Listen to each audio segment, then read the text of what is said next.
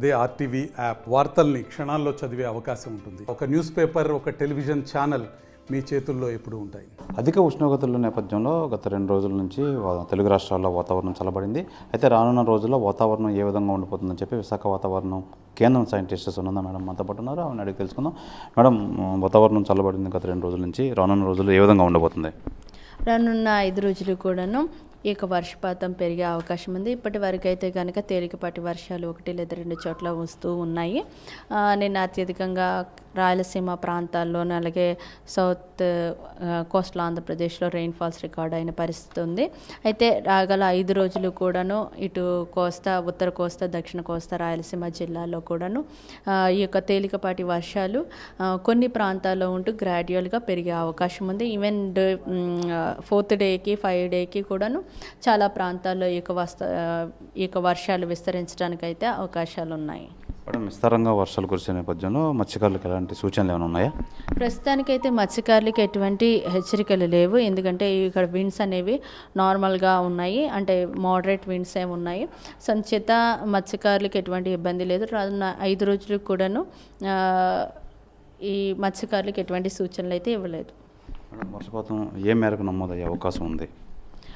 వర్షపాతము తేలిక నుంచి మోస్తరు వర్షాలు రికార్డ్ అయ్యే అవకాశం ఉంది. గ్రాడ్యువల్గా ఈ రెయిన్స్ అనేవి చాలా ప్రాంతాలు విస్తరించడానికి అయితే అవకాశం ఉంది.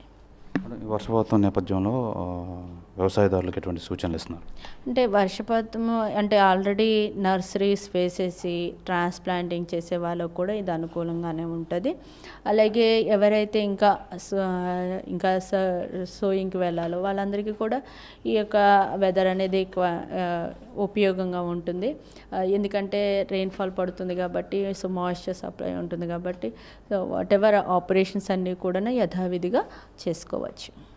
వర్షాలు నామమాత్రం వర్షాలు లేదంటే హెవీ విండ్తో వీచే వర్షాలు ఏమైనా అవకాశం ఉందంటారు? అంటే ప్రస్తుతం మాన్సూన్ అనేది మోడరేట్గానే ఉంది. అందువల్ల అంత హెవీ విండ్స్ అయితే లేవు. ఎక్కడైనా 1 లేదా 2 చోట్ల థండర్ స్టార్మ్ ఉంటుంది. థండర్ స్టార్మ్ ఉన్నప్పుడు మాత్రం అక్కడక్కడ గస్టీ విండ్స్ ఉంటాయి. అంటే only at that time thunder Storm వచ్చే టైంలోనే ఉంటుంది.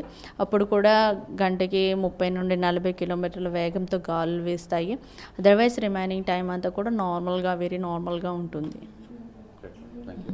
అధిక ఉష్ణోగ్రతల నేపథ్యంలో 2 రోజుల నుంచి తెలుగు రాష్ట్రాల్లో వాతావరణం మార్పులు అయితే ఏర్పడుతున్నాయి. అంటే వర్షాలు అయితే కురిసే అవకాశం ఉంది రానున్న 5 రోజుల్లో. అయితే విస్తారంగా కురిసే అవకాశం అయితే లేదు, కానీ మోస్తరు వర్షాలు అయితే కురిసే అవకాశం ఉంది. కాబట్టి తెలుగు రాష్ట్రాలు 2 చల్లబడే అవకాశాలు ఉన్నాయని చెప్పి విశాఖ వాతావరణ కేంద్రం సైంటిస్ట్ సునంద తెలియజేస్తున్నారు. కెమెరామెన్ అజయ్తో శివరామకృష్ణ, ఆర్టీవీ, విశాఖపట్నం నుంచి. మరిన్ని వీడియోస్ కోసం ఛానల్ ని సబ్స్క్రైబ్ చేయండి. లేటెస్ట్ అప్డేట్స్ కోసం వాట్సాప్ ఛానల్ ని ఫాలో చేయండి. అండ్ లింక్ డిస్క్రిప్షన్ లో ఉంది.